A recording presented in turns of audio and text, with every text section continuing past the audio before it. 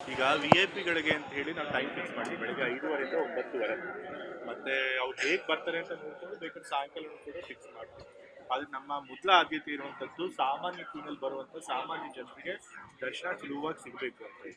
So ಅದಕ್ಕೋಸ್ಕರ ಅವ್ರಿಗೆ ಸುಲಭ ಆಗುವಂಗೆ ನಾವೆಲ್ಲ ರೆಕಮೆಂಡೇಶನ್ ತಂದವರು ನಾವೇನು ಅವಕಾಶ ಕೊಡೋದಿಲ್ಲ. ಇದ್ರೂ ಕೂಡ 5:30 9:00ವರೆಗೆ ಅವ್ರಿಗೆ ಸಪ್ರೇಟ್ ಒಂದು ಕ್ಯೂ ಇರುತ್ತೆ, ಅವಾಗ ಮಾತ್ರ ಅವ್ರು ಬರ್ತಾರೆ.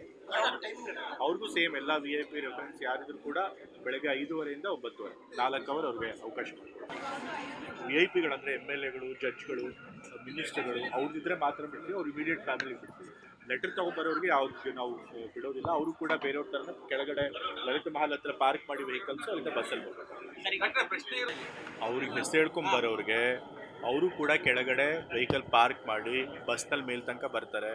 ಅವ್ರ ರೆಫರೆನ್ಸಿಗೆ ಅಂತ ಹೇಳಿ ಒಂದು ಕ್ಯೂ ಮಾಡಿದ್ದೀವಿ, ಅವ್ರಿಗೊಂದು ಸಪ್ರೇಟ್ ಎಂಟ್ರೆನ್ಸ್ ಇರುತ್ತೆ ಅಷ್ಟೇ. ಲೆಟರ್ ಇರುತ್ತೆ, ಲೆಟರಲ್ಲಿ ನೋಡಿ ಲೆಟರ್ ಇರುತ್ತೆ ನೋಡಿ, ಕೆಲವರು ಇಂಪಾರ್ಟೆಂಟ್ ಲೀಡ್ಗಳು ಇರ್ತಾರೆ. ಸೊ ಅವ್ರು ಯಾರು ಅಂತ ನಮ್ಮ ಲೋಕಲ್ ಪೊಲೀಸ್ಗೆ ಎಲ್ಲರಿಗೂ ಗೊತ್ತಿರುತ್ತೆ. ಸೊ ಅಂಥವ್ರು ನೋಡಿ ಐಡೆಂಟಿಫೈ